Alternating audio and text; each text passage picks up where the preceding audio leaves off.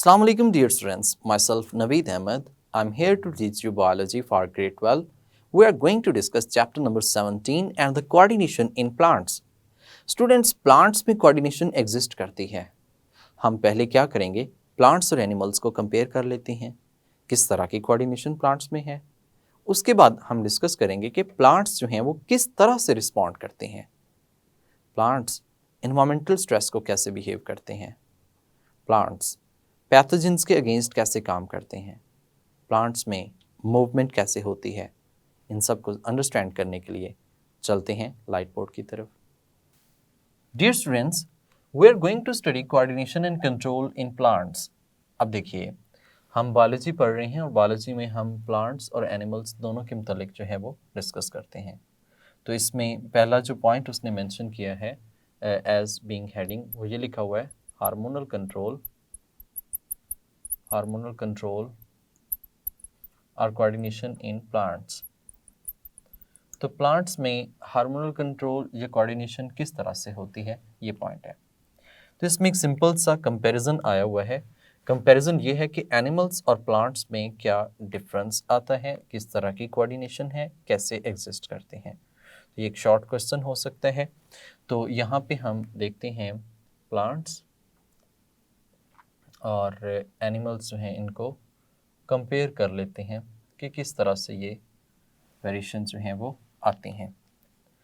तो पहला पॉइंट यहाँ पे ये है कि प्लांट्स और एनिमल्स में कम्प्लेक्स कौन है.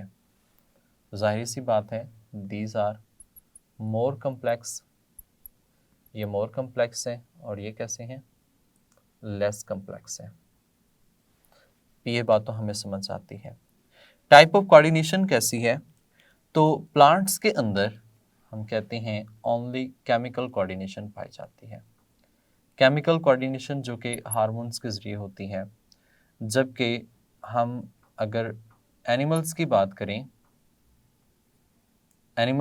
करें तो एनिमल्स में कोऑर्डिनेशन जो है वो केमिकल भी है और नर्वस भी है. कोऑर्डिनेशन इसमें हम कह सकते हैं both chemical and nervous coordination दोनों जो हैं वो इसमें मौजूद होती हैं. फिर हम ये भी कह सकते हैं कि प्लांट्स जो हैं these only show movement and not locomotion. Plants only show movement, ये मूवमेंट शो करते हैं, नॉट लोकोमोशन. लोकोमोशन शो नहीं करते. लोकोमोशन आप जानते हैं, मूवमेंट को हम कहते हैं एक जगह से दूसरी जगह मूव करना. तो हम ये कह सकते हैं दीज आर मोटाइल, ये मोटाइल होते हैं, and active in their activity. Active in activities, अपनी जितनी भी एक्टिविटीज़ हैं उनको बड़े एक्टिवली, बड़े तेज़ी से परफॉर्म करते हैं. हम ऐसे कह सकते हैं कि प्लांट्स जो हैं, प्लांट्स आर स्लोली कम्युनिकेट करते हैं. स्लो कोऑर्डिनेशन होती है इनके अंदर, क्योंकि हार्मोन्स को बनने में, टारगेट तक पहुंचने में बड़ा टाइम लगता है. जबकि इसमें हम कह सकते हैं रैपिडली रिस्पॉन्स करते हैं. ये रैपिडली रिस्पॉन्स करते हैं और इनके अंदर जो एक्टिविटी होती है वो तेज़ होती है और उसकी वजह जो है वो नर्वस कोऑर्डिनेशन का होना है. जबकि प्लांट्स में सिर्फ केमिकल कोऑर्डिनेशन है, सो दैट्स वाई इनके अंदर एक्टिविटीज़ जो हैं वो स्लो होती हैं और ये स्लो जो है कोऑर्डिनेट कर रहे होते हैं, एक्टिविटीज़ भी अपनी स्लोली परफॉर्म करते हैं. अब इनके अंदर जो केमिकल्स मौजूद होते हैं, ये केमिकल्स क्या करते हैं, तो इनके अंदर केमिकल्स होते हैं वो उसकी मूवमेंट को कंट्रोल कर रहे होते हैं. प्लांट की मूवमेंट्स जो होती हैं, इनके अंदर जो ग्रोथ होती है उसको रेगुलेट कर रहे होते हैं. इन प्लांट्स के अंदर जो फ्रूट राइपनिंग है, फ्रूट डेवलपिंग है, फ्रूट राइपनिंग है, इस चीज़ को देख रहे होते हैं. तो ये बहुत से और भी रोल्स हैं जो ये परफॉर्म कर रहे होते हैं. Same as it is animals में भी यही काम है. इनमें जो कोऑर्डिनेशन होती है वो प्रॉपरली रेगुलेशन पर्पस के लिए मेनली होती है और इसमें ग्रोथ में भी इन्वॉल्व हो सकती है, उसकी डेवलपमेंट में भी इन्वॉल्व हो सकती है, उसकी बॉडी के डिफरेंट और फंक्शंस हैं जिनको परफॉर्म करने में ये इन्वॉल्व हो सकती है. सो इन शॉर्ट कह सकते हैं कि जो प्लांट्स हैं these only contain nerve chemical coordination and they show only movement and they और इसमें जो है वो जो इनका रिस्पॉन्स होता है, कोऑर्डिनेशन है, वो कैसी है, स्लो है एज कंपेयर टू एनिमल्स के निस्बत। ड्यू टू देयर कम्प्लेक्सिटी, ये लेस कम्प्लेक्स है, इनके अंदर इतनी ज़्यादा डेवलपमेंटल स्ट्रक्चर जो हैं वो नहीं डेवलप हुए, सो दैट्स वाई ये बिहेवियर इस तरह से है। हम कंक्लूजन निकालते हैं यहाँ पे कि हाउ प्लांट रिस्पॉन्ड, प्लांट किस तरह से रिस्पॉन्ड करते हैं। तो प्लांट का जो रिस्पॉन्स है वो दो तरह से हो सकता है। एक तो हम ये कह सकते हैं प्लांट्स जो हैं, ये एक इम्पॉर्टेंट शॉर्ट क्वेश्चन भी हो सकता है कि how plant respond, how plant respond, plant फिर किस तरह से रिस्पॉन्ड जो है वो कर रहे होते हैं, क्या इनका तरीक़ेकार होता है किसी भी स्टिमुलस को रिस्पॉन्ड करने का। तो इसमें हम ये कहते हैं दो तरीक़ेकार हैं, टू वेज हैं। एक तो हम कहते हैं रेगुलेटिंग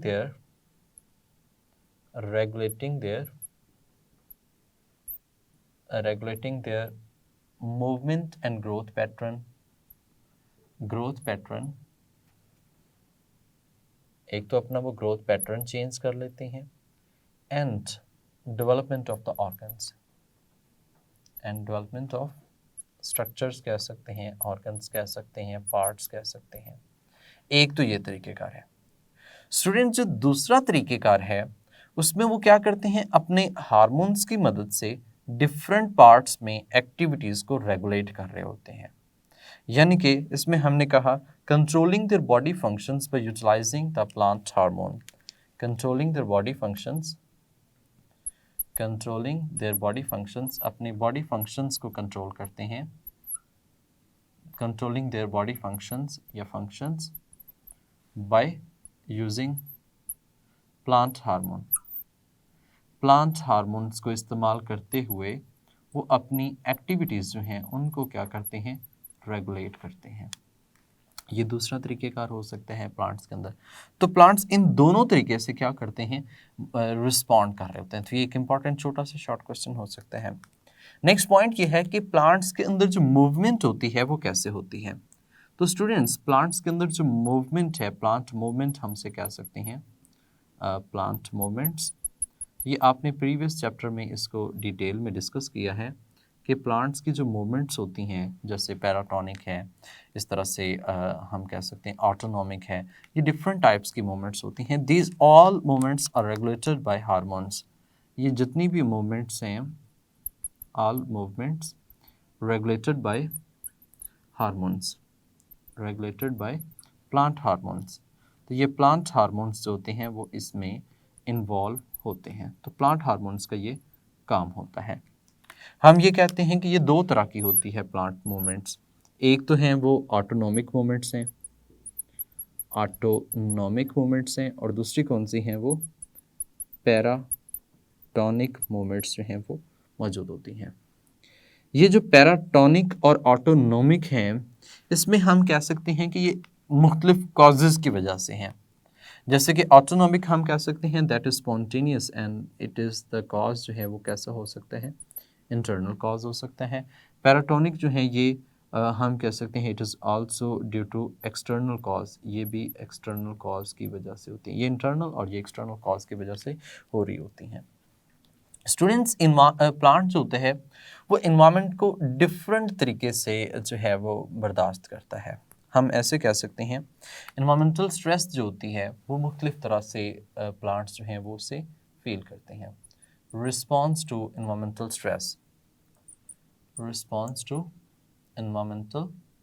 स्ट्रेस, यानी कि प्लांट्स जो होती हैं वो रिस्पॉन्स करते हैं किस चीज़ को, environmental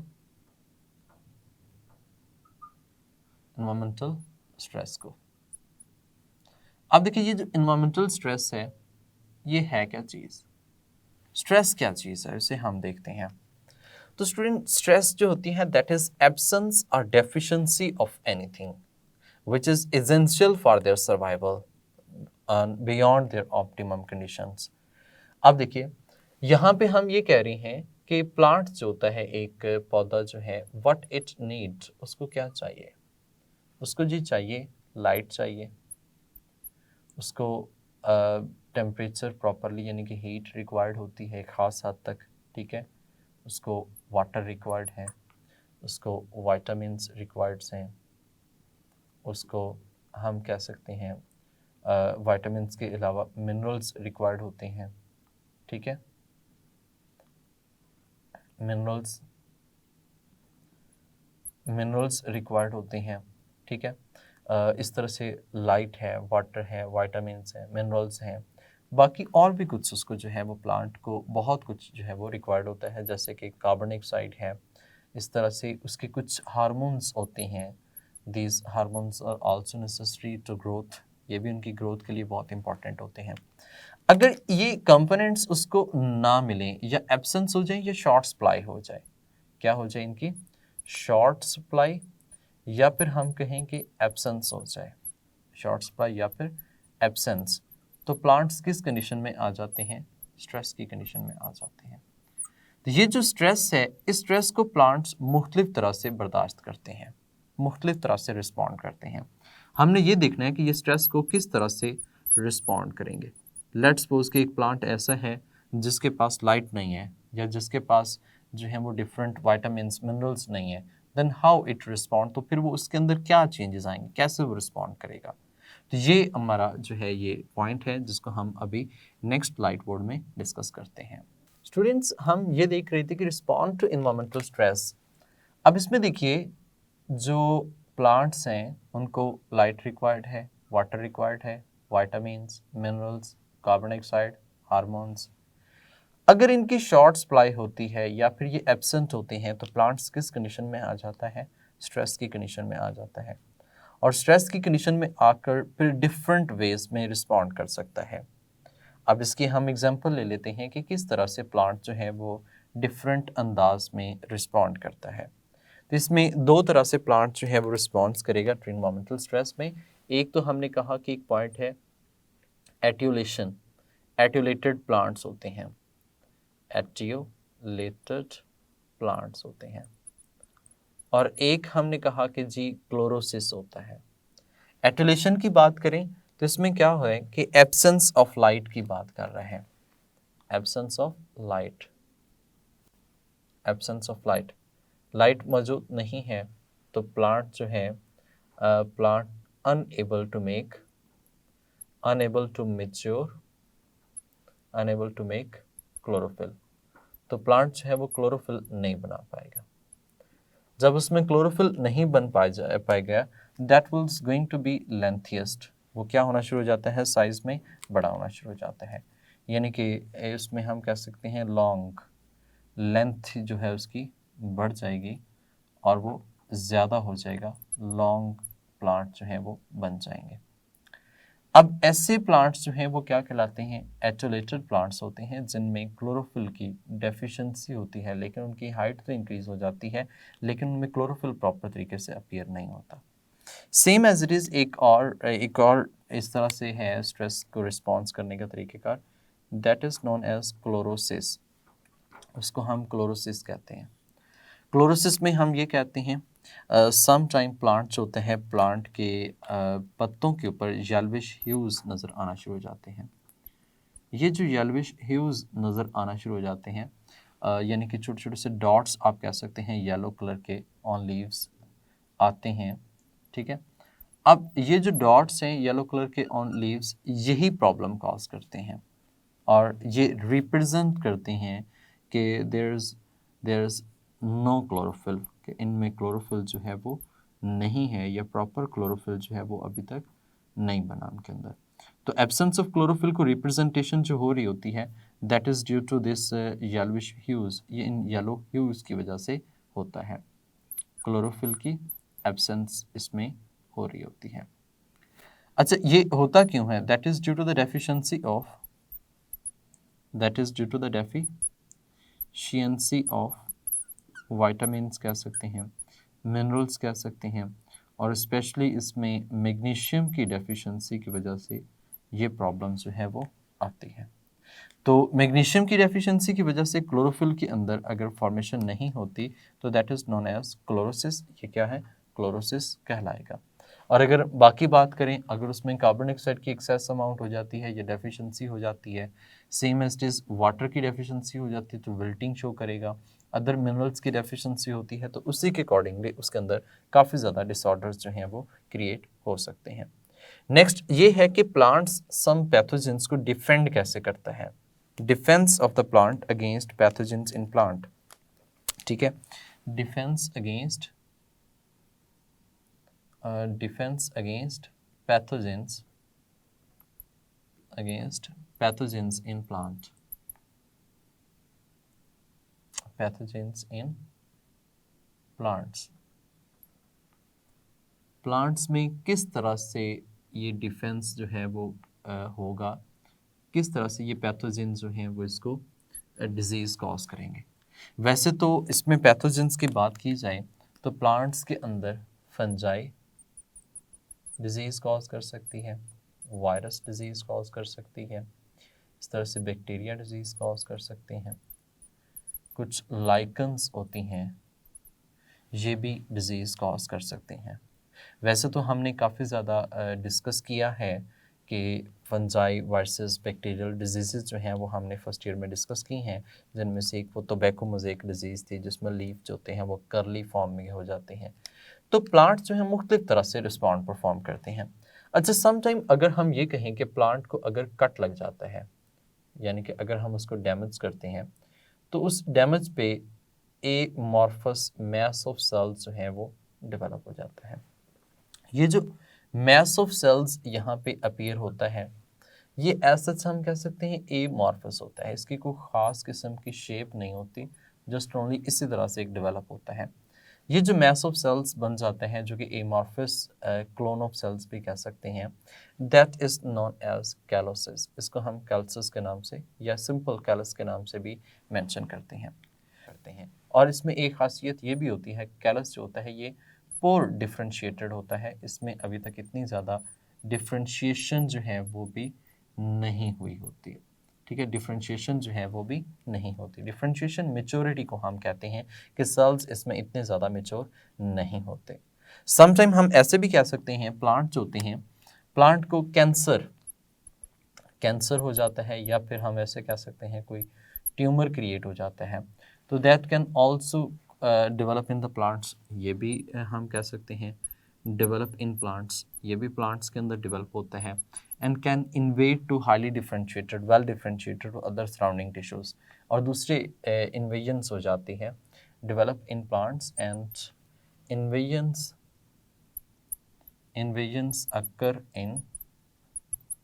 occurs in other parts of the plants। ये प्लांट्स के अंदर जो है वो हेल्दी प्लांट जो है healthy part of the plant है उसके अंदर भी ये इन्वेड हो जाते हैं। अच्छा, ये दो टर्म्स यूज़ की जाती हैं, एक हम गाल्स कहते हैं और दूसरा हम ट्यूमर का जो लफ्ज़ है वो यूटिलाइज कर रहे होते हैं। देखिएगा स्टूडेंट्स, ये जो गाल्स हैं, गाल्स हम कहते हैं these are due to parasites. ये किसकी वजह से हैं? पैरासाइट्स की वजह से होते हैं। गाल्स भी एमॉर्फस मैस ऑफ सेल्स होता है, जिसे हम कैंसर कह सकते हैं, ट्यूमर काउजिंग कह सकते हैं, और इसकी जो ख़ास वजह होती है वो क्या है? पैरासाइट्स होते हैं। और हम ऐसे भी कह सकते हैं कि ये जो गाल्स होते हैं दीज आर वेल डिफ्रेंशिएटेड, ये वेल डिफ्रेंशिएटेड होते हैं, इतने ज़्यादा मतलब कि इनमें डिफ्रेंशिएशन हुई होती है, वेल डिफ्रेंशिएटेड होते हैं, और that is due to the parasites. ये किसकी वजह से हैं? गाल्स पैरासाइट्स की वजह से होती हैं। वेल डिफ्रेंशिएटेड हम ऐसे कह सकते हैं कि वेल ऑर्गेनाइज्ड भी इनकी ग्रोथ जो है वो होती है प्रॉपर तरीके से। अच्छा, एक हमने इसकी आगे बात बताते हैं कि जो ट्यूमर है, tumour is due to bacteria, ये बैक्टीरिया की वजह से होता है। ठीक है, और ट्यूमर जो है ये हम कह सकते हैं कि प्लांट के अंदर इसी तरह से एक amorphous growth of the cells है जो प्लांट्स के अंदर ओवरऑल इसमें जो है वो स्प्रेड कर रही होती है। हम ऐसे कहते हैं दीज आर लेस डिफ्रेंशिएटेड, इसकी जो डिफ्रेंशिएशन है वो क्या होती है? कम होती है।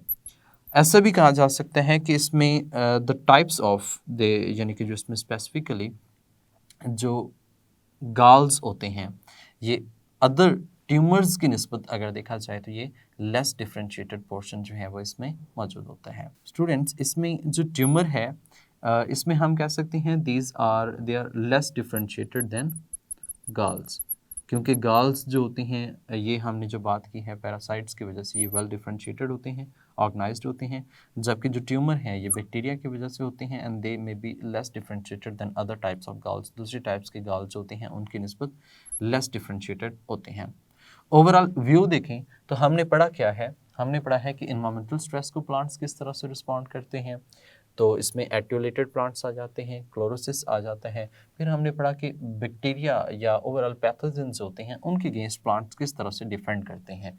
तो उसमें डिफेंस में हमने कहा कि ये जो है ये कॉज कर सकते हैं, और ये एमसीक्यू में भी आ सकता है कि which one can cause the disease in plants, plants में कौन डिजीज़ कॉज कर सकता है। तो ये है, इसमें कैलसिस है और उसके बाद गाल्स और ट्यूमर है। ये भी एमसीक्यू में आता है कि which one is due to the parasites and which one is due to the bacteria, bacteria की वजह से कौन सा है और पैरासाइट जो है वो कौन से हैं, और कौन से वेल ऑर्गेनाइज्ड या वेल डिफरेंशिएटेड जो है वो पार्ट होता है। तो ये एक शॉर्ट क्वेश्चन भी हो सकता है कि what is the difference between galls and tumour, या how plants defend against the pathogens, plants जो है पैथोजेंस के अगेंस्ट किस तरह से डिफेंड करते हैं। जी स्टूडेंट्स, उम्मीद करता हूँ कि आपको कुछ पॉइंट्स क्लियर हो गए होंगे लाइक दैट कि प्लांट्स के अंदर सिर्फ और सिर्फ केमिकल कोऑर्डिनेशन होती है, बहुत स्लो होती है। उसकी वजह यह है कि जहाँ से ये प्रोड्यूस होती है उसके बाद फिर इसने टारगेट सेल्स तक ट्रांसपोर्ट होना, तो ये एक टाइम टेकिंग प्रोसेस है। और एनिमल्स बहुत एक्टिव होते हैं, उनके अंदर तो केमिकल और नर्वस दोनों कोऑर्डिनेशन है, so they are respond very quickly as compared to plants, because plants are very simple as compared to animals, so that's why plants के अंदर सिर्फ और सिर्फ chemical coordination है। और you know that how they respond कैसे करते हैं, plant movements, even every activity in the plants that is done with the help of plant hormones, chemical coordination। so plants के अंदर भी processes जो होते हैं वो properly coordinated होते हैं, सो कोऑर्डिनेशन उनके लिए भी इम्पॉर्टेंट है। सो नेक्स्ट हमारे पास आएंगे कि प्लांट हार्मोन्स कौन कौन से हैं, किस तरह से रोल प्ले करते हैं, कौन सा हार्मोन कौन से पार्ट पे ज़्यादा इफ़ेक्टिव है, ये सब हम नेक्स्ट लेक्चर्स में डिस्कस करेंगे।